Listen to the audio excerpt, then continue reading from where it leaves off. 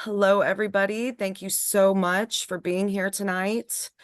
My name is Chelsea, and we're here today with some of our veteran MVPs, which are our MADVoters Verified Politicians.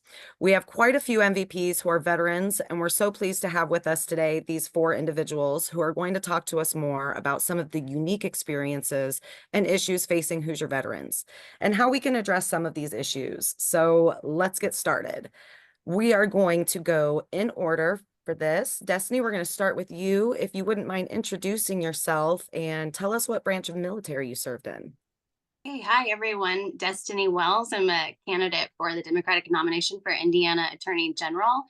And I've been in the military now for 21 years. And I am in the U.S. Army Reserve Lieutenant Colonel and currently a commander of an intel detachment at Wright-Patterson Air Force Base in Ohio. Now, Tiffany, I know you have a different perspective. Please introduce yourself.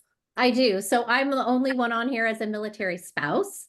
My husband, I met at Ball State when he had just gotten out of basic training and was starting the ROTC program. So I would say the one consistent thing throughout our marriage has been the military. I do believe that families serve just right along with their soldier. I've seen Tim through Ranger School, airborne, air assault schools. The first year we got married, we moved to Alabama for flight school, and every school on there in between, including deployments and such. When he deployed and took Indiana's first Black Hawk unit to Iraq, I had 3 kids still in diapers, and the 6-year-old became the man of the house. So I can somewhat speak military talk for sure, but I am honored to be on here with actually veterans that have served as well. So thank you for including me. Joe, please introduce yourself and let us know what branch of military you served in. Okay, I'm Joe Swisher. I'm running for House District 50. That's Wabash and Huntington, and a little bit of Miami and a little bit of Wells. But I started in the Army. I joined the 1st Infantry Division at Fort Riley, Kansas. I was in the Army for 4 years, active duty. And I came to my senses and I went over to the Air Force, and that was for destiny. That was a little dig. But I went into the Air Guard, the unit in Terre Haute, and I was there in a security police role. And I was activated on 9/11 for a couple of years, came back and transferred to Grissom, where I spent the last 10 years of my career flying as a in-flight refueler, a boom operator, and retired after 21 years as a master sergeant. And Blythe, please, we'd love to hear about you. Hi, my name is Blythe Potter. I am running for Johnson County Council at Large. Johnson County is just south of Marion County. I was in the military police corps. I got picked up for personal security detail and got to be a bodyguard for General Casey in Iraq. I was only in for 10 years. Major kudos to Destiny for sticking it out that long. Also for Tiffany and her husband. It's actually, I think, in my experience with military, harder to be left behind than to be the one going. So that you've stuck with it and managed to not leave or murder your husband. Congratulations. It's not easy, but. Next question, we're interested in how you think your military experience, whether in the service or as a spouse, how has that prepared you for elected office? I wanted to take this one first because I wanted to frame it in that it's because of my military experience that even got me here politically, right? So 2016, I come over to Afghanistan a couple weeks before the election. Barack Obama is my commander in chief. I'm fully expecting to leave, a little over a year later with the first woman commander in chief. And in fact, I leave with Donald Trump as my commander in chief. And so it was that experience that was the impetus to say, hey, I need to serve more beyond uniform because it's just not going to be enough. And And so I've taken all those leadership skills and experience with me in this role in running for office and also being a party officer in state party. And the biggest difficulty I've had is being able to translate that to actually people in the party. I wouldn't say necessarily the general public, but the party, and saying, you know, there is a whole swath of Democrats who have for the last 20 years been serving in a time of conflict, right? My whole career is forged in conflict. And that we have these skills that would be of much benefit to an organization like the party, because there are a lot of things in common. We can delve into that later, but I kind of wanted to kick it off in that regard, that there are veterans all across Indiana, some who are serving. And we also make great candidates, right? Because we can talk across the aisle and start out from a little bit more trust, having that veteran identity. My military experience, I spent 3 tours in the desert after 9/11, and it was a learning experience because you're working with different people. You're working with different ethnic groups, different religions, different sects. So you really learn how to work as a team, and to be not only just to be a leader, but how to follow as well. So it was a great experience for me, and you really appreciate what we have here in this, not in the country, but in the state of Indiana, when you're in the middle of the desert for an extended period of time. And when you go to countries where the only American flag is that flag that's on my shoulder, it really makes you appreciate what you have, not only in this country, but right here in Indiana. I'm a retired state trooper as well. And no matter where I went in the world, I always brought state police patches with me, and I would give them out. And it was just the fact that I was a state trooper just brought a lot of respect. It carried a lot of weight, no matter where I was in the world, that I was an Indiana state trooper. And it just, in the Air Force, because I retired from the Air Force, it's a good team concept. Everybody plays a role. The mission, it takes everybody to get the mission done. No one person is more important than the other. It's like if you pull one little cog out of that wheel, the mission doesn't get done. And then, so it really is a team concept, working with different groups of people, learning how to lead, to be a leader, and to follow and take orders as well. I think kind of being in several ways forced to being a leader in the military, even if there are situations that you may not want to be, but also understanding that sometimes what you're being told is not necessarily the truth. And so being in the civilian sector, like, is that really what's happening? Like, you know, you can hear things coming from government officials and politicians and kind of start to piece together, like, that's probably not the most ethical way to do things. And being on the other side of that, once you kind of realize that in certain situations, you want to be the person who's making the appropriate decisions and being ethical and honest about it, especially when you're really dealing with taxpayer money.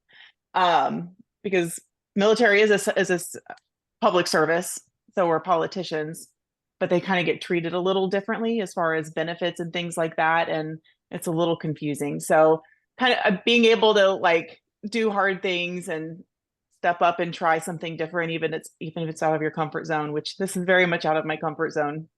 I mean, I think being a spouse provides its own unique responsibilities and challenges because Tim has always referred to me as kind of the chief family officer. And I think there's something endearing about that because when he was gone and when he is gone often, this home and our family still has to carry on. And so I have always been a passionate and avid volunteer. And I would say that really came about after Tim's deployment because I felt so incredibly supported and taken care of by our community that it just felt like the most natural thing to give back. So I'm giving back in a different way. But I will say, not too long ago, I was having a breakfast with somebody, and I was having a lot of complaints, and they were more political complaints, right? And she finally she put up her hand in front of me, and she just said, I just think you should stop. And I thought, oh, and I said to her, I said, oh my gosh, I'm sorry. I thought we saw more eye to eye. And she said, oh, we do. She said, the difference is that I'm doing something about it and you're not. And I walked away from that conversation a little smaller, but I walked away from that conversation with a fire in my belly that I was going to do something about and not just complain. So it takes a lot of courage to put yourself on the ballot. And I'm doing it because not only have I seen my husband give to our country significantly, but I do think it's time for me not to complain and just to do something about it. What do you think are the biggest issues facing Hoosier veterans? And then what solutions do you think that we could be putting forward for those? What really means a lot to me is the National Crisis Line. And it used to be a long, drawn-out number, but now it's gone down to 988. And I don't think that's put out to the veterans enough. Maybe on active duty, but like in my community, it's almost unheard. Nobody knows about it. So maybe getting the word out to the veterans about the National Crisis Line, that it's not just a suicide hotline, that if you wanted to talk to somebody, say you were having problems with drinking or drug abuse or something, you can call that national hotline anytime, 24/7, it's manned. So that's one thing, 988, and then take advantage, getting the veterans to learn to actually take advantage of their benefits for having served the country. A lot of veterans that I've heard say that they don't feel like they're worthy using those because they didn't maybe go to the desert, or they didn't, but there's still service it's a noble service in uniform to the state of Indiana, whether you're Guard, Reserves, or active duty. So maybe educating the veterans more on taking advantage of those things that are offered to them and knowing those benefits. And there's another thing I had to just, I don't want to hug it, it's like reintroducing Guard and Reservists back into the civilian world. It's a big thing, like when I came back from the desert, your families are outside the hangar waiting for you. And, the chaplain will come in, say some words. We're all sitting there waiting. They hand out some pamphlets about who to call or get help. And then that's it. You are out and thrown back into the world after you've just been to war. And I think that's a real issue, is we get people ready for war. But when it's time to go back home, I don't know. I haven't seen a lot of reintroduction into the civilian world. You're not going off to kill people now. You're not going to war. You're back home. When I was a state trooper, they had a little 40-hour training, the state police did, to give me my gun, my badge, my police car again. And then that was it. Welcome back. And now I'm back in a police car driving around after a tour in the desert. So, and then volunteers, that's my last thing that I think is facing, like at the VA hospitals, is volunteers. There's a lot that veterans can do to volunteer to help other veterans. And that would be like driving those little DAV vans or helping in the lobbies. There's a myriad, food pantries, all kinds of stuff that we can use our experience as veterans. Veterans love talking to other veterans. We speak the same language. So when you get a veteran driving another veteran to his doctor appointment or something, that's maybe the first time in a long time they've had somebody that would listen to them, listen to their story. I'm at the VA hospital, I'd say an average of twice a week. My father served, as my grandfather served. My father's though gets VA benefits, And I will tell you, you're right. He feels probably the most comfortable there talking to people who not only appreciate his service, but have gone through some of the same things. And I would say the number one thing that I think that we can do better with our veterans is we can reintegrate them better. Destiny and I were talking about this morning as we were kind of prepping for this call, and I said, the number one thing that I wish the military would have done after my husband's deployment is keep him for a little bit longer. They were so rushed to like get him in the States and get him back home, yet they didn't have that downtime to almost reset collectively as a group. When they were in theater, there was no alcohol, right? So why not get these guys back together, sit down with a chaplain, talk about what the things they had seen and done, have their first drinks together. Because when my husband came home, he came home distinctly different. He wasn't sleeping right yet. He wasn't on the right time zone. He hadn't seen bananas the same size as they were over there. Everything felt new again. And I think if they would have taken that time to recalibrate and reset together cohesively as a group that had been through an extraordinary experience together, I think it would have been it would have been healthier. And I'll say the second thing that I think we can do for veterans is we've got a workforce shortage in Indiana, full stop. Yet we've got such a talented, educated pool of soldiers and military men and women that we could be integrating into the workforce. And I think those transitions from military to civilian employment are needed. Employers need them at every aspect of the way. We need them in every single sector. Let's use these people that we have invested significantly in their training and get them working in something that they're passionate about. I was one of two people from Indiana who got deployed in my group. And now I'm the only one in the state from my group. So we had this group of 19 people for 18 months.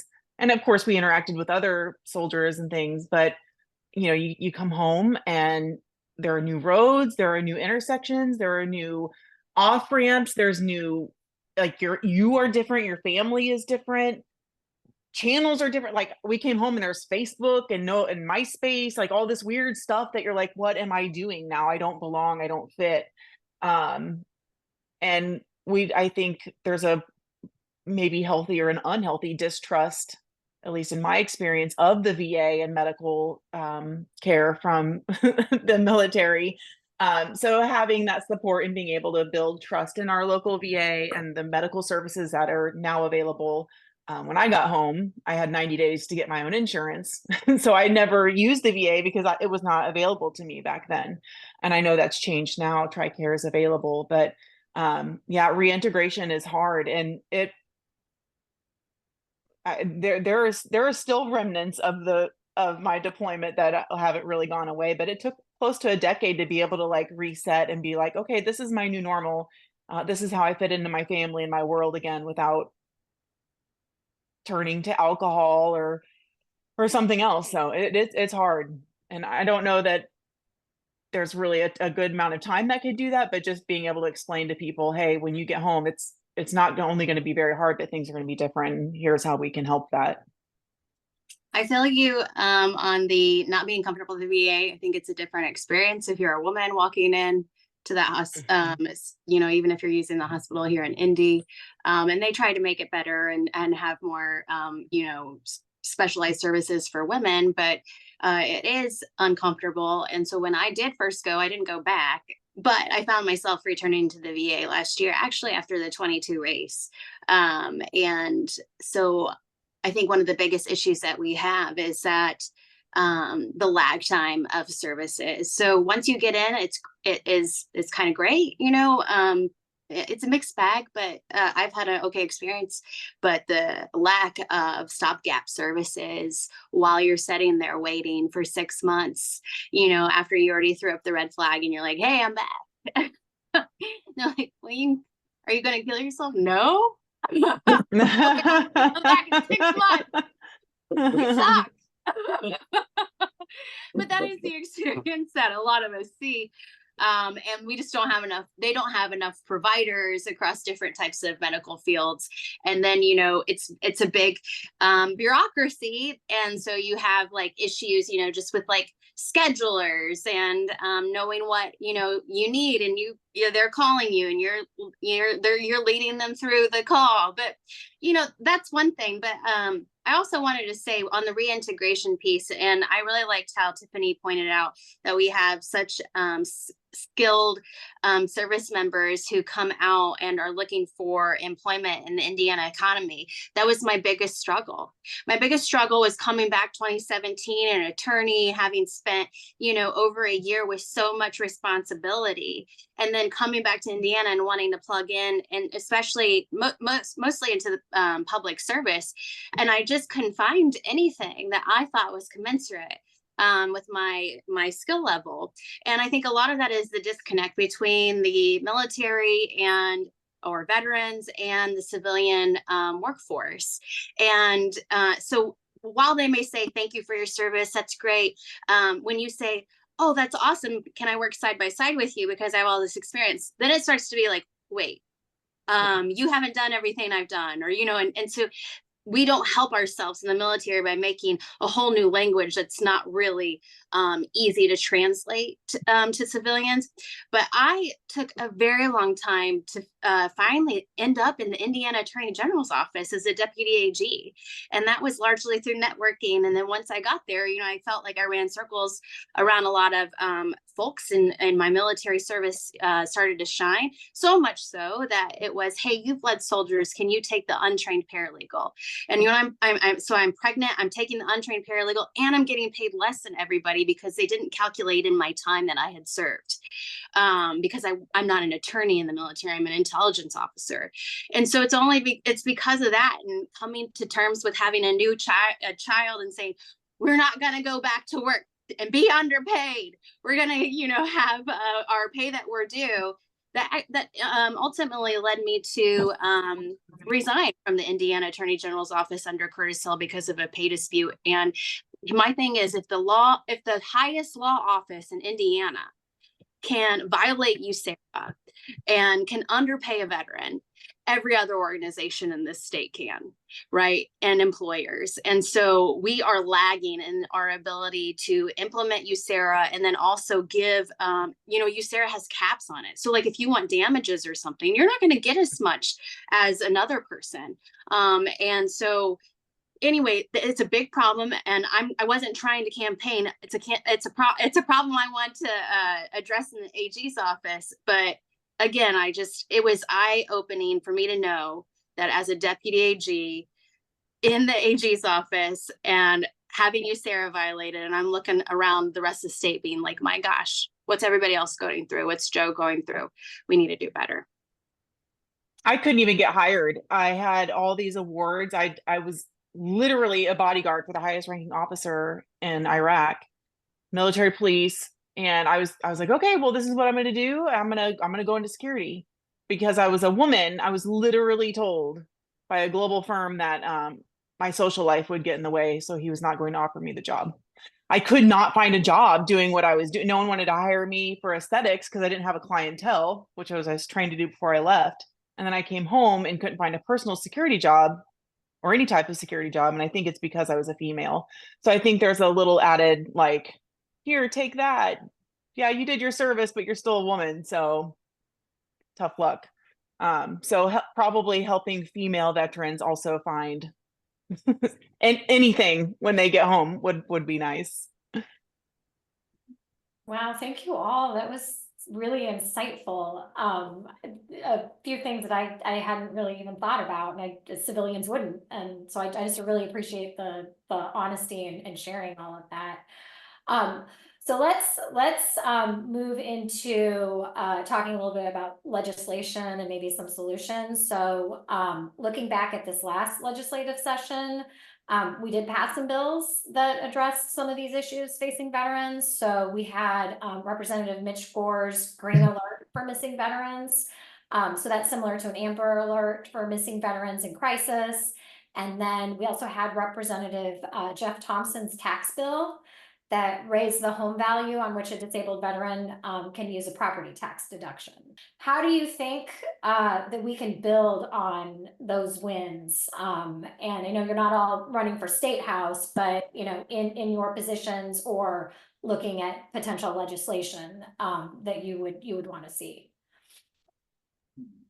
I mean, personally, this isn't a legislative issue, but I would love to see there be someone within some of our largest companies. We're talking a lot right now in the public education space.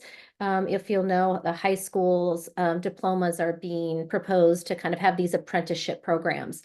And so without making kind of a statement on that right now, I think that we should look to those same organizations and those same big businesses that have apprenticeship programs, but have some of them earmarked for these people that are coming home. I think there should be a level of willingness for us to recognize that when our soldiers are getting out of the military, they are the best and the brightest. And so let's get them employed and activated into our businesses. So I'm not sure how, from a legislative standpoint, we can do that, but I think working with member organizations like the Indiana Chamber and the Indy Chamber, where they have some of the biggest member organizations and businesses that they represent, let's encourage that. Let's encourage some of this to happen. I also have been really involved in the past with Mission 22. And so I loved the Green Alert. I thought that was really important because we've worked with a number of soldiers that have truly been suicidal. We lose 22 a day, right? So there is something to that. And I think there's a great next step in getting them the help that they need. And some of those VA services can definitely be, I've had great experience through the VA hospital. Not everybody has, but the mental health piece is the one that is the lacking the most. Yeah, that's for me, it's I like the idea of the Green Alert as well. It's but along with that, it's like with my state police background, we had special training and reference autism, where how to, like, if you encounter an autism subject, to not necessarily, know how to talk to somebody with autism so that you don't make the situation worse. How to recognize that, they might be by themselves or something. Maybe have something connected to that Green Alert so that say if as an option, if somebody, a veteran, wants it, to have like a PTSD kind of, like, how do you how to talk to the veteran that might be suffering from PTSD. I've had encounters on the side of the road where people thought that the subject was resisting, but it's not. It's because they're going through flashbacks, or they're thinking about something, that their PTSD, they're having a panic attack or something triggered them. So maybe a little awareness without being detrimental to the veteran, have like a little awareness that the subject, and make it optional. Say, hey, do you want this on there, so that kind of like a medical alert, so that if somebody encounters you, law enforcement, something like that, they already know that maybe, hey, this subject might be having a panic attack or something like that, and maybe be a little bit more compassionate towards. Well, I think PTSD just manifests itself in so many different ways, and you're right. You've got to recognize those different ways, because they are distinctly different from one person to the next. Yeah, and we have to get rid of the stigma. The stigma is still there for mental health, especially among veterans. Post-deployment questionnaires, they want, it's like nobody answers those things truthfully. They just check no, no, no, no, no, no, no, because they want to go see their family. If you answer yes to something, it's gonna pop up a red flag. And me, like somebody like me, for me, I flew. We have like special clearances because of that. And we're so afraid that if you answer yes to something, they're gonna take you off flying status, you're gonna lose your security clearance. And that does not help get rid of the stigma attached to, on one hand, they want to say, we support you, we have wingman day, and we support good mental health, but on the other hand, you know, we're gonna ding you for it. If you come forward and say that you're having an issue with something, are you gonna be not overtly punished, but are you gonna sacrifice your career because of that? I think that would be interesting. Even like on a driver's license, you know, like you have the check mark where you have glasses. Well, military veteran, like that is a different way for people to look at things if you know, in the event that you do run into that. So I think that could be a very easy something to help go along with that.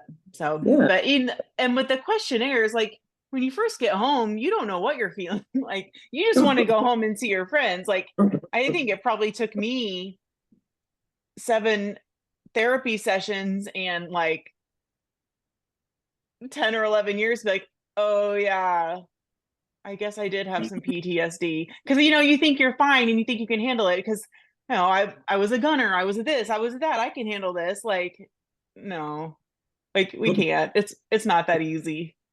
So yeah, the stigma is definitely there, and it probably always will be. I want to talk about attending military legislative days at the state house, because I feel like for a lot of us, you don't really understand why you're living, the outcomes you're living, until you start to get involved in this process. And the deeper you get involved, the more you're like, if people only knew why we're living these policy, these public outcomes. So at the beginning of session each year, they do a military legislative day, and they bring in the veterans, and the Big Four will be there. When I say the Big Four, it's organizations like the VFW and they're the American Legion, a couple others. Those are largely the advocacy organizations, or they're largely the organizations that are doing advocacy on behalf of veterans. The problem is that those are it's kind of like membership organizations like Rotary and Kiwanis. You know, they're just not holding up to the test of time. And I feel like that there's a membership gap there with some of the younger veterans. And so there's that you're not being, the needs aren't always being projected. But back to this day, it's this day where you have vendors on the floor, and then you do the big, you know, the military songs, and you have a handful of legislators who usually carry the baton on these issues. They're, you know, on the committees that do veteran type of legislation, military, homeland security stuff. And here's the point. You go, and for a state house packed full of legislators who love to say, rah, rah, go US military, I'm patriotic, the number that actually attend that day is just criminal. I mean, no one's there. No one's there but the handful of people that have to be there. And, you know, the first time I went, I remember standing, getting a coffee, and they had free donuts, and there was a guy getting his donut. He didn't stay. And it was the same legislator who I just ran into not that long ago, who was part of the gang of legislators that were deregulating firearms. And we don't have McNally on here tonight, Matt McNally, but that is one of the issues that he talks about a lot too. And so the question was originally, how do we use this as a jumping off point? I would say we've been doing this for a very long time. And some of the policy that you see go through the state house and the rah, we did something for veterans. A lot of those have long 5, 6, 7 year fights until that actually happened. And so we need more veterans who are elected or advocates of veterans or military family members that can go in and do the work and actually stay true to the work. You know, Renee Pack is in the house for us. She's going to be the House member that is the leading Democrat on veteran issues now. And she's a good example, but there just aren't enough Renee Packs. And the thing is too, is that we're all living our lives and they're overwhelming as they are, so last year in the 23 session, they actually scaled back some of our rights as military service members in the National Guard, that some of the military code was adjusted. And it was to lighten the load really on the National Guard from an administrative perspective. And nobody really knew what was going on until it was too late. And Democratic legislators didn't know what was going on until it was too late. And MADVoters is I challenge you guys, if you start to see a veteran advocacy group percolate, we need one. And we need one that's not the traditional big four, to be able to be at the state house and having their ear to the ground and doing those issues. There's Lisa Wilkins, she does a lot of it at the state house out of her own time. But we need more resources dedicated to advocating our needs into legislation at the state house, because they're not doing their job. They're just not. They love to use it. They love to use us, but they're not really serving us. No, and you're right. It's like we have to rebuild that trust. Sorry, there's a train going by, but we have to. Veterans don't like talking to civilians. A lot of the veterans I know don't trust civilians, so it would mean a whole lot to have veterans in the state house that they know that they can talk to, that they're going to speak the same language. So the veterans advocacy groups, it's all about building that trust again. They don't trust for a long time. They didn't trust the VA. For a long time, they didn't trust talking to civilians. So maybe, like you said, rebuilding that trust, getting some veterans in the state house. I really appreciate this conversation. I'm really interested in the legislative part of this. So hearing this from you guys and really understanding what you're seeing, especially as service members, gives us some really interesting insight on how we can help you. And I also think that a lot of Hoosiers don't know what they're allowed to ask for. So hearing it from you guys, like, this is what we need, I think that's good for people. It helps them understand, okay, this is what I need to be advocating for. So I appreciate this open discussion about this. And Destiny, challenge accepted. Absolutely. I agree with you. We absolutely need more advocacy, and we need younger people to get involved. We know that there are younger people out there suffering just as much, and we need to give them a voice. We have a recruitment problem in the military too. And there's a path for people who aren't going the higher education path or aren't going to a trades path. There is a military path. And I think we need to encourage young people to serve in the military. Working for a state agency, we kind of need like a liaison between the military and the state agencies, because there's no, how do you, like somebody said, it's like, how do you know what questions to ask?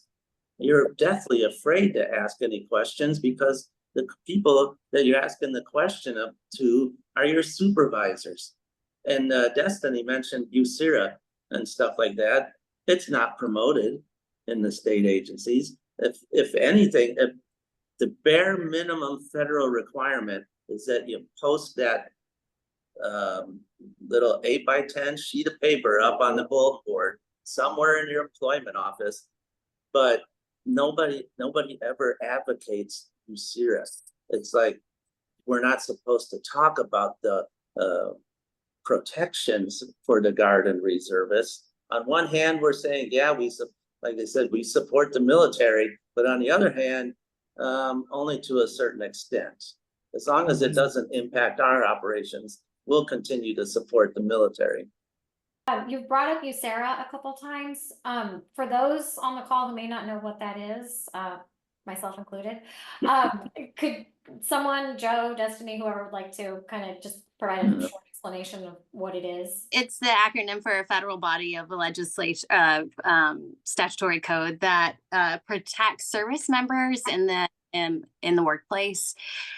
So it is something that, you can't be discriminated against if you're serving in uniform and like in the reserve and have your civilian job. So you should be able to go to move in and out of the workforce.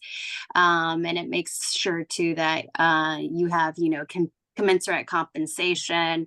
Like the Soldiers and Sailors Relief Act. Nobody's heard of that, but that's an important tool. Yeah, let's give some big installation, which Indiana really doesn't have. And I remember I paid for this advice, and I was like, I really should get my money. And then navigating the process. We have an Indiana Department of Labor, then you have your federal stuff, and it's just a whole maze to navigate. And that's what it is. And so they'll wag their finger at you when you are leaving active duty, a deployment or whatever, and they'll tell you about these things, and then you're supposed to go and be able to repeat all of that to the layman, in the civilian workforce. And this just goes back to what I had said before. If human resources in the state's highest law office gets it wrong, I don't have much confidence for everybody else. So yes, our recruiting is down, recruiting and retention. And since I'm the one that's still serving, I get to see it. And I will tell you from these are my own personal feelings, not those of the U.S. Military Department of Defense. But a lot of people have been reduced to feeling like a walking wedge issue in uniform. So if you're a woman, you feel like you're a wedge issue. If you're a person of color, you feel like a wedge issue. And when I say that, I mean that you bear some type of immutable trait that is it has been highly politicized, so that you don't feel comfortable in being there. We saw it with abortion these past couple of years. I see it with my friends who are of color or minority when it comes to our diversity, equity, and inclusion, which is actually an executive order by the commander in chief that we include. And so when folks are running for office, we need people out there who are giving a good message. Look, Jim Banks could very well be in the U.S. Senate, and he has already peddled a PowerPoint of officers that need to be removed because they believe in things like equality. And so it's just, we can't continue to do the fear tactic messaging, because it's actually too degrading the public's trust in the military. And so now you're hearing parents say, well, I don't want my kid to join something that's too woke. I mean, these are real conversations that recruiters have with parents. And so it is just so important that those who are in the political space or in activism realize that maintaining our national security is very important, and degrading our military in the name of a political score is just not the way to go. You always used to have like athletic signing days, well, this D1 athlete's going to be competing at IU or the track star, right? What I'm really proud to see now, and I'm seeing this in more and more school districts, not just the ones I'm representing, but signing days for the military. And I think that's really important, because like I said a few minutes ago, there is a path for everybody. It's not everybody needs to go to college or should go to college, but there are some that really want to serve their country, and we need to recognize these 18-year-olds that are signing up to serve their country. And so for me, I think that is it's a recruitment tactic, right? I mean, we're saying we recognize you and we recognize the service that you are intending. So that was my uplifting piece. But again, I'm talking as a military spouse, and I have kids that are obviously in this space right now where they have friends that are signing D1 athlete scholarships. So my perspective is a little bit different than yours, Destiny. So I don't want to discount that in any way, shape, or form. But I've been more proud to see those moments. When I was in the desert, right in 0203, when the buildup or the war was going on, and during the war and stuff, half of the guard and reservists that were there were from Indiana. They were Indiana Guard and reservists over there. We need to really support these people when they come home. And it was the most inspiring thing that I've seen. Most civilians don't know what we do over there. They don't want to know what we do. They don't get to see, it's 18, 19-year-olds, 20-year-olds that are doing the mission, and they're doing it very well. And I'm extremely proud when I was there to see all our young people over there doing the mission, and most people don't get to see that. I would love as a representative to be able to go over there and see our troops. Go see our Indiana troopers that are over there and let them know, hey, we appreciate your service. We appreciate you being here, because they do one hell of a job over there. I think it's important to note that Indiana specifically has the 14th largest National Guard. And if I get this right, we are deployed the most, like top 5 most often. Mm-hmm. So Indiana steps up a lot to serve. Counties generally have a liaison for veterans, and I didn't actually know about this until like 2 months ago. And I've been in Johnson County pretty much since I got home almost 20 years ago. So that's something else on the county side we can be more aware of. But even as state reps, you have multiple counties that you're representing. Make sure those liaisons, one, are there and doing their jobs, and 2, we need to make that more aware to veterans, not just for support, but also for other veterans. Because we can't be the only ones who come home. We're like, hey, no one else that I was deployed with is with me. What do I do? Like join a veterans group on Facebook, which I guess you could, but finding ways to keep connected in the counties. Like we have over 11,000 veterans in Johnson County, and I think I know 5. So to be able to connect those people, or even just have like, they're called once a quarter or something. The what? They're called VSOs, Veteran Service Office. And they're supposed to be veterans, and then they let the rules get lax, and then some weren't veterans. And then also to take with you, Joe and Tiffany, to the legislature is that they are woefully underpaid. I dealt with the VSO in Miami County, and he's a retired pilot, Air Force. And he is incredible. The way he takes care of the soldiers and is inspiring. It's just, he loves his job. He really loves taking care of the veterans. And I think that's a big difference too. Get somebody in there that really, really wants to help the veterans, that can develop that common bond. So we have a couple questions submitted by followers. And the first one is, how has your dedication to service for the country developed your values and domestic freedom to run on the Democratic ticket? Even in Afghanistan, we were still integrating women into combat arms.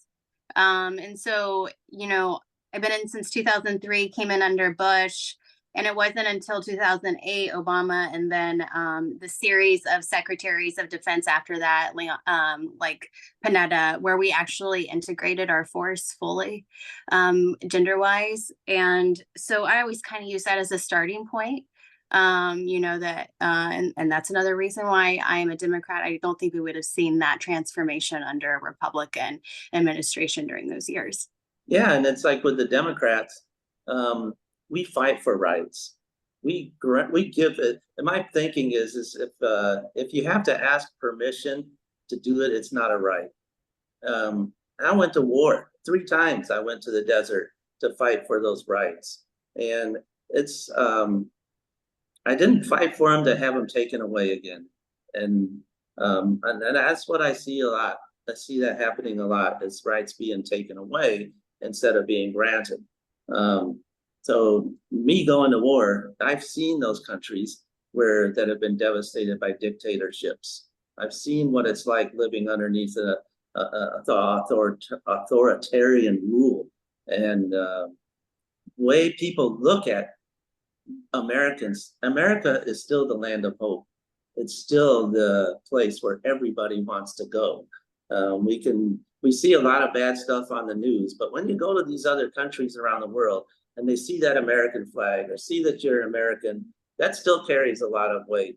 So that's helped me. That's made me think of the people, the Democrats like JFK, Bobby Kennedy, Martin Luther King, all these people that fought for rights.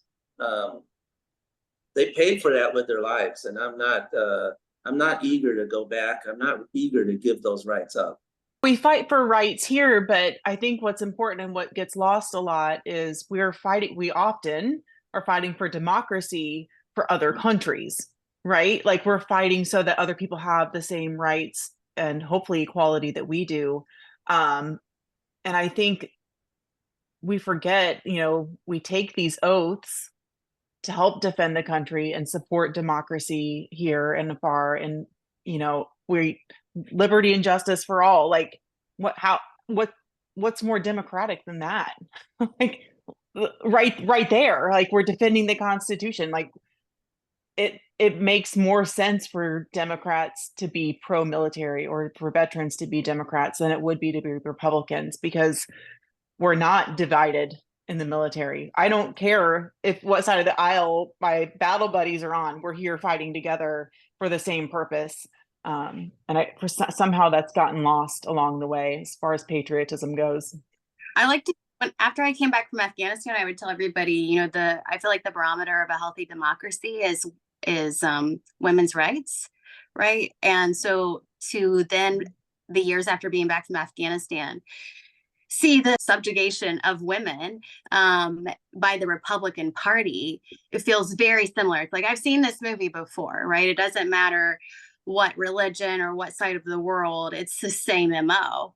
And that's been very startling to have to digest here back at home.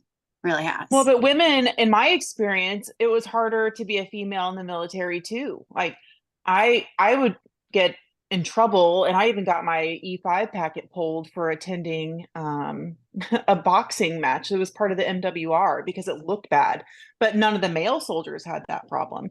So that right there too, as a female perspective, that wasn't equitable at all. Like why wouldn't I want to be a Democrat? Like, we care about women and women's rights, everyone's rights. So I think we could use a little bit more of that in the military. We served.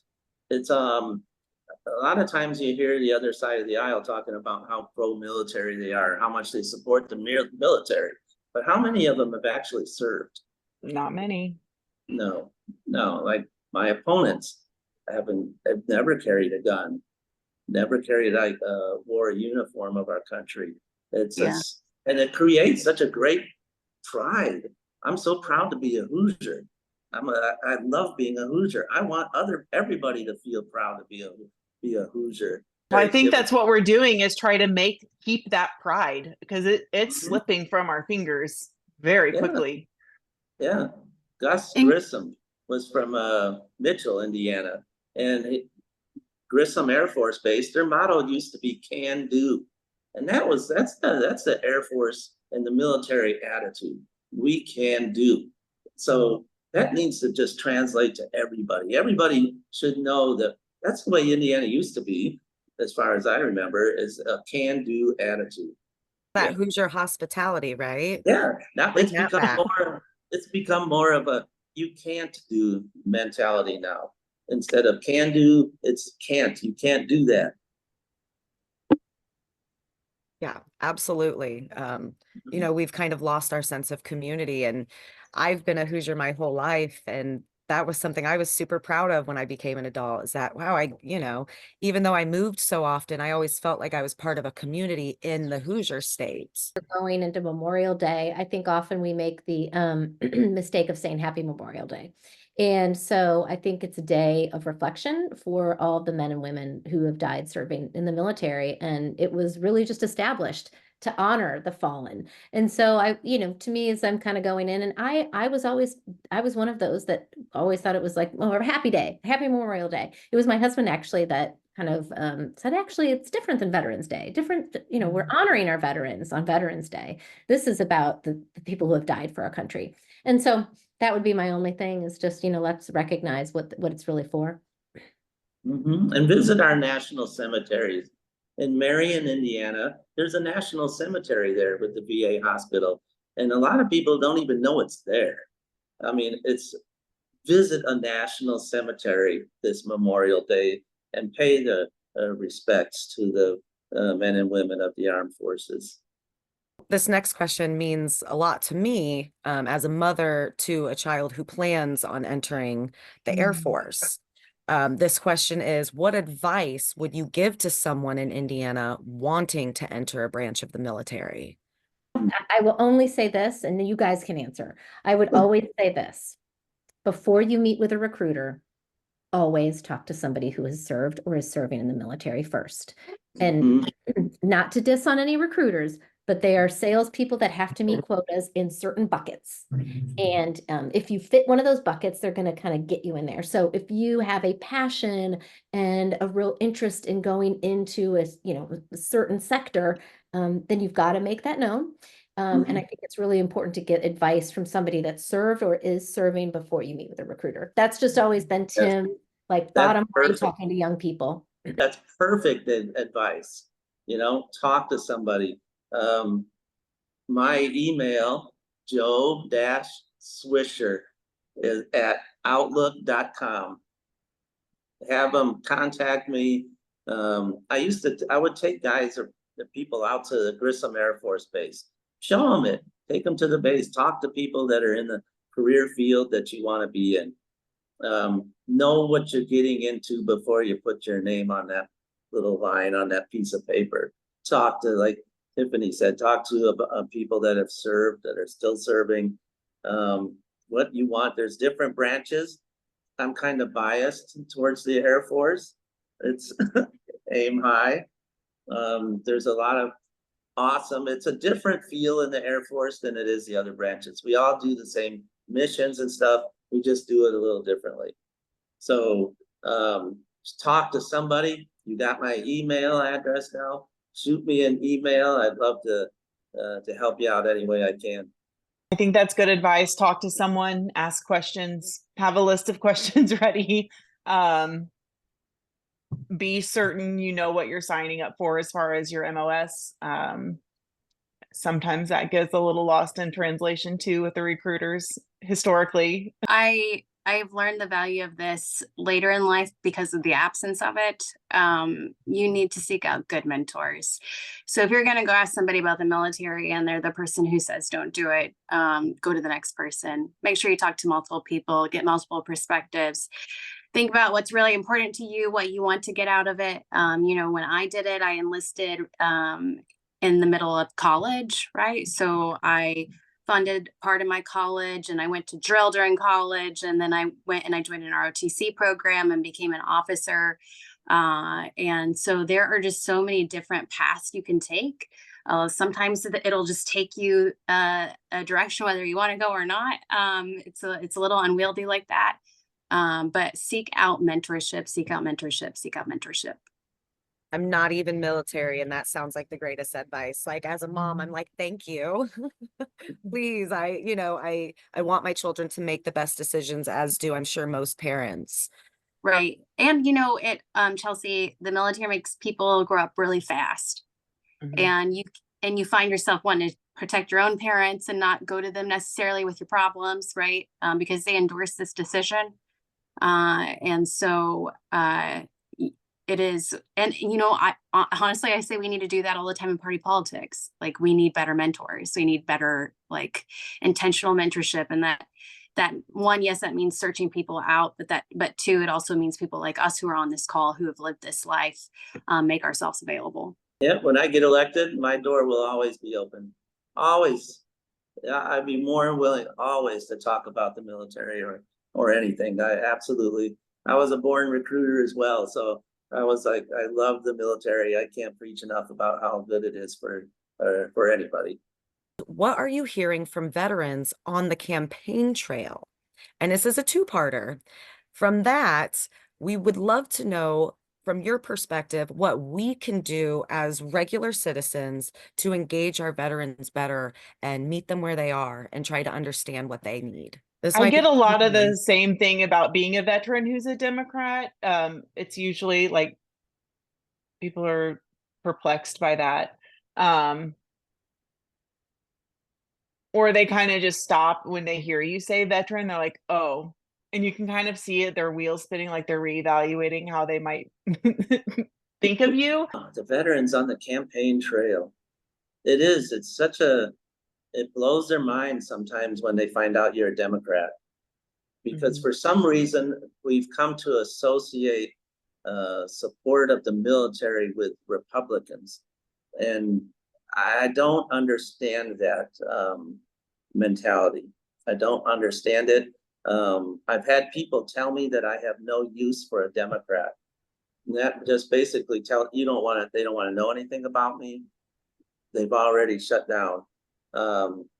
It drives them crazy that when I put all my military stuff on my pickup truck, and then I like my wings and retired Air Force, and then I'll have a Biden Harris sticker next to it. So it's kind of like yeah, they don't know what to say, but I think that's important for us as Democrats to talk, to be, not to be rude and ignorant like some people that I've seen on the news, but to be proud of our service, to be proud of being Democrats, that they can go hand in hand. It's not a exclusive role that the Republicans have. So be proud of, I just try to be proud of my service. I'm proud of being a Democrat. I'm proud of being a Hoosier, and I'm proud of my service. And I voice that as often as I can, and it makes a difference, I think. I think what I've learned, I am married to a Republican. And so, if you have to lay in bed with one every night, it seems to all work just fine. But what I will say is this, is after knocking on thousands of doors, I have learned a couple of things, and this has been ubiquitous across kind of all veterans, where they stand no matter what, is that people want safe, vibrant communities with good infrastructure and with well-funded schools. And that is common across all of us. I think there are more of us. I mean, we're talking about kind of, I think, these very far rights and far lefts. I think there are more of us in the middle who want just good things for our community. And I don't see that any different between people I'm knocking on the door, whether they're Republican or Democrat, and I'm knocking on both. That's part of the thing that the military has given us, is that, I've been, no matter where in the world I've been, it's the same basic wants and needs. They want to have a happy family. They want their kids to grow up to be successful. They want to be safe in their neighborhoods. And that's no matter where you're at in the world, no matter what kind of regime. It's the common people that we all want the basic same things, like you said. I just kind of remind people since we're talking about this, when I get the pushback of being a Democrat, I remind them that I'm also a product to one, I'm there because of my values, but when I'm trying to relate, I say, that I'm a product of the period of which I joined, right? I joined in 2003. I became an officer in 2006. Between those years, the entire conversation was about WMD, and come to find out it didn't even exist, right? Like the entire premise of going to Iraq was inaccurate. And it was a war led by George Bush and, Donald Rumsfeld and Paul Wolfowitz, and like these real, neocons. And that being said, Joe highlighted, people in the service, they seem to be Republican or whatever. I don't know what you said, Joe. Made me think that a lot of the time when you would go into the mess halls, Fox News was playing for years. Fox News was playing because we were selling a war, right? We were selling a war and why we were doing it. And I think that really got ingrained in a lot of folks. And we have not broken free of that. And I hope in the future that will start to dissipate, and people, because they're already looking at me like that, like, oh, she deployed, and they're not deploying anymore. Right. And I can already tell, like, oh God, it's, Joe keeps saying he was in the desert because he doesn't want you to think he was in the jungle. It's going to be the same for us. It's going to be, things will change. But that I largely just kind of try to be really rational, right? And like that's kind of why we are where we are. It's not because I'm backward. Talking about Bush and Iraq and things, I think that's how the military became so Republican, because it's really not necessarily a left or right issue. It's a capitalism issue, right? You go to war, you get these DoD contracts. I have on my website, like, it's a little tab that says, "Hey, Republicans, click here. I promise I don't bite." And basically, like, spells out in a very long way, like, ways that we're very similar minded, like what Tiffany was saying. Like, most people we want the same things. We're all 70% of us are basically in the middle. Like, I just want to live and have a family. So I do try to reframe like the Republican issues, and like, let's take religion, for instance, right? Republicans or Christian, typically that's their thing. Well, okay, love thy neighbor. What's more love thy neighbor than universal health care? Jesus was an immigrant. We like him, right? We like immigrants. We like brown people who care about women, and That's what the people, like, well, civilians, I'll call them, they don't see that with the military. They don't see that who makes up the military. It's not all one person. We don't all look alike. We might be wearing the same uniform, but we all look different. But we all do the mission. We all come together and do it. That's the amazing thing that so many people miss out on. They never see that side of America. Not talked about either. And I think some of that's intentional, like what Destiny was saying with Fox News. Like, when Operation Iraqi Freedom was happening, it was taking over everything. And that's when like the 24-hour news cycle was starting to get big. So it was on every station everywhere. So we were glued to that. And I think it was just kind of a snowball effect from there. And then you get social media involved, and it's just a mess. Yeah, that's the one thing that the kids do now. They don't go to war without their laptops or their iPhones. Can you imagine going to basic training with a cell phone? I got in trouble for having an apple in my bag when I was hungry. Especially the Air Force. We've got Wi-Fi everywhere in the desert. Okay, Joe, you're well fed, whatever. It's fine. Air Force. Yeah. I went on a few missions with some Air Force personal security, and let me tell you, it was way more fun. Yeah, but it's like they all have their phones. They're doing the same mission that we've always done, but they put their own spin on it, which is really cool to see. Any final thoughts? Anything else that anyone wanted to share? Joe-Swisher at outlook.com. Awesome. Have any questions? Want to talk some more? Shoot me an email. Before we hop off here, I would actually love, we have a couple other veterans who are with us who are also MVPs, and we would actually really love to take the opportunity to allow them to also introduce themselves, what they're running for and what branch of the military they served in. Hello, everybody. My name is Spencer Rutherford, U.S. Army for 8 years. I was stationed at Fort Riley, Kansas for 6 of those years. All right, Big Red One. Oh, yeah. Had a great time there. We rotated to Iraq for a while from 2014 to 2015. That was when ISIS was really big there, and we would escort VIPs from BIOP to the Green Zone. So, Blythe, I'm sure we both traveled down Route Irish a few times. Oh, many days at BIOP and Green Zone. Yep. Yeah. We need to have a beer sometime. Oh, absolutely. Absolutely.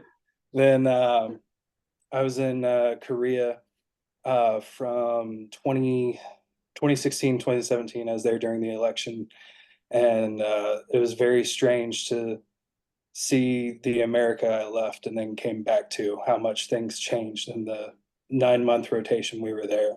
That was very odd. What are you running for? What office? I am running for Yorktown Town Council, District 5. Okay, cool. Yep. But while I was in the Army, I was a 19 kilo. I was a Abrams tank crewman, served every role on the tank, from driver, loader, gunner, and commander. And Joe, what you were saying about, the teamwork that is necessary to accomplish the mission, that's how I felt about being a tank crewman. Without a crew, that tank's just a 70-ton paperweight. And you need everybody to stay focused on the mission. As an NCO, we were always preached to about your priorities are soldiers, mission, self. And I feel like those same values carry in with the Democratic Party also. Instead of soldiers, you're thinking about the entire population. What is it that's best for everybody to advance everyone's rights? And that's what the mission is. You mentioned that soldier, mission, self. You're literally putting yourself last in that. And imagine how that translates as a civilian when you come home and you don't have anyone else telling you what to do, what to wear, where to go, or how to take care of yourself. So I think it's totally off topic from what we were talking about earlier, but it is a weird transition. Yeah. And what better way to serve your country as a politician than being able to say something like that? Like, I want to care for my community more than I want to care for myself. Exactly. Like, and that's democracy. Yes, exactly. And there's so much of being an NCO that I feel relatable to with running for office. That's one of my so my much. slogan is service before self. I took that from the Air Force core values. Yes, yeah, that's a great one. And I think veterans truly understand that and relate to that every day. It's not just lip service. It's what we are about. Yeah, if you want a quality candidate in office, you need to vote Democrat. Yes. Look at this, learn, research who's on that freaking ballot before you cast that straight ticket vote. That's the thing. And Tiffany, I want to thank you for your point of view as a military spouse, and I can relate to that as well. I met my wife in Korea, and we were dual service. She was military intelligence, and she PCS to Fort Campbell with 101st Airborne, and then she went to Afghanistan, and I stayed back in the States while she was deployed. So I got a little bit of the experience of what it's like being home. And yes, that is I would rather be forward deployed than be back home. My husband 1000%. Yeah. My husband said the same. Yeah. Send me any day. Don't leave me home. Yes. Thank you so much, Spencer. There's two more people I'd like to introduce if they're listening. Nate Anderson, are you listening in? Hey, thanks for the opportunity. I appreciate you all organizing this. And it's actually amazing to see how big Mad Voters is getting. You ladies and your organization is putting in the work. And it's just amazing to see where you were last year compared to where you are now. And man, you all are just growing leaps and bounds and really fighting for the values that truly represent Hoosier. So thank you for that. And I'm running for District 53 House Rep, which is New Pal, Greenfield, up to Pendleton, District 53. And so I'm 18 years in the service. I'm in the National Guard, the Army Guard. I'm the first sergeant for the 54th Security Forces Assistance Brigade, higher headquarters company. So, it's nice to kind of still be in. A lot of folks don't realize that 6% of our population in this state are veterans. The majority of those are combat veterans, and a lot of our local programs are underfunded. And, especially here in the lens of Indiana veteran programs. So, I had a lot of time to speak to some folks that are advocates, some Gold Star men, family members. My brother is a Purple Heart recipient. And so I have firsthand knowledge and experience of the hurdles that our veterans face. So obviously I'm biased because I am a veteran. I still serve. And like what was mentioned earlier, as a non-commissioned officer, your focus is the Joe, is the person, is that soldier, right? And the Army value selflessness comes to mind. And that's what this is about. So I appreciate the opportunity. I hope I get a chance to meet you all in person. And thanks for the opportunity to speak. And thank you so much for your kind words. We appreciate it when people notice how hard we work. This person is not one of our MVPs, but Marlene works in this space with Blythe. And I know that you are also a veteran, and I would love for you to introduce yourself to our friends.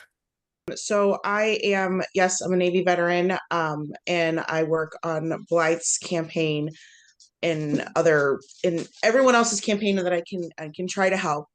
I'm first generation American, second generation military. So my mom retired from the Army, my dad's retired from the Army, my uncle's a Ranger, my whole family's military, and my son, who's 7, wants to be a Navy fighter pilot. So that is something that is military is ingrained in my family for sure. So, and I was messaging people and I was like, oh my gosh, I totally have so much input in all this, but I'm not running for anything. I'm just supporting. And I'm really glad to see this because I've been involved in military and veteran advocacy for, since 2008 when I left the military. And it's really great to be involved here in Indiana because I'm not from here.